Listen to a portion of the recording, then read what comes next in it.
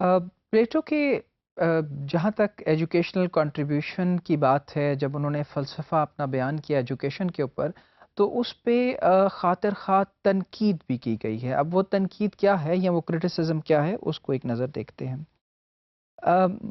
Plato emphasizes a very little education for productive classes. Productive classes are only granted primary education, while higher education is reserved for soldiers and governing classes, implying that the labor class has no need for education. Critics का ये कहना है, तनकीद निगारों का, कि प्लेटो ये कहते हैं कि जो प्रोडक्टिव क्लासेस हैं, जो लेबरर्स हैं, जो काम करने वाले हैं, उनके लिए सिर्फ प्राइमरी एजुकेशन को हासिल करने पे ज़ोर दिया गया है, जबकि हायर एजुकेशन सोल्जर्स के लिए और गवर्निंग और रूलिंग क्लासेस के लिए है।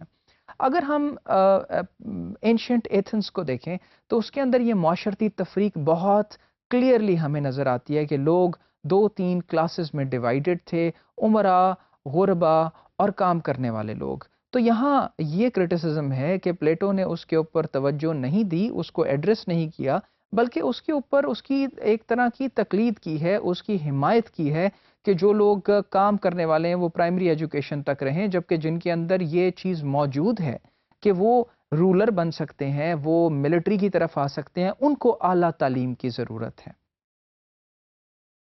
और फिर नो इंडिविजुअल डिफरेंसेस, प्लेटो सजेस्ट करते हैं एक यूनिफॉर्म करिकुलम जो सबके लिए यकसा है।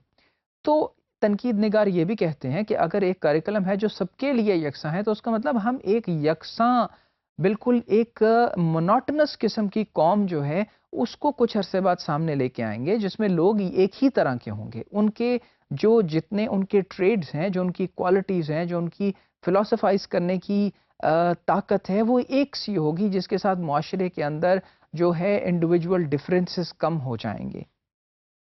और थर्ड वो ये कहते हैं जी कि neglect of literary education, literature के ऊपर कम जोर दिया गया है प्लेटो की करिकुलम के अंदर, जबकि स्ट्रेस और इम्पोर्टेंस जो है वो मैथमेटिक्स की तरफ है। मैथमेटिक्स, अरिथमेटिक और इस तरह की जो ब्रांचेस हैं of logical sciences, of natural sciences, उनके ऊपर ज़्यादा जोर दिया गया है, जबकि दूसरी तरफ लिटरेचर को निगलेक्ट किया जाता है। फिर उनका जो स्ट्रेस ऑन फिलॉसफी है, कुछ क्रिटिक्स ये कहते हैं कि प्लेटो बहुत ज़्यादा इंसिस्ट करते हैं फ़लसफ़े की तालीम पे और फ़लसफ़े की हैबिट के ऊपर, कि जहाँ उम्र ज़्यादा हो जाए, जब आप फ़िलॉसफ़ाइज़ कर सकें, तभी आप इस काबिल हैं कि आप लीड भी कर सकें और रूलिंग पोज़ीशंस के अंदर भी आएँ। तो इससे होगा ये कि माशरे के अंदर कंटेम्पलेटिंग जो इंडिविजुअल्स हैं वो ज़्यादा हो जाएंगे, यानी सोच विचार करने वाले, और जो प्रैक्टिकली काम करने वाले लोग हैं फिर वो तो कम हो जाएंगे, क्योंकि हम उनको आइडलाइज नहीं कर रहे। देखिए उस करिकुलम के अंदर जो हायर स्टेजेस हैं, वहाँ फिलोसफाइज करना जो है उसको एट अ हायर स्टेज समझा जा रहा है। तो एक नेचुरल ह्यूमन टेंडेंसी है कि humans want to be at the higher end of everything. तो अगर वो सब फिलोसफाइज करने की तरफ वो जाएंगे, अगर उनकी अचीवमेंट फिलोसफाइज करने की होगी, सोचने की होगी, चीज़ों को उस तरह से एड्रेस करने की होगी, तो फिर जो प्रैक्टिकल काम करने वाले हैं वो तो बहुत कम रह जाएंगे। और अगर कोई होंगे भी तो लेस क्वालिटेटिव होंगे, क्योंकि सब क्वालिटी इंडिविजुअल्स क्या करेंगे, फिलोसफाइज करना चाहेंगे।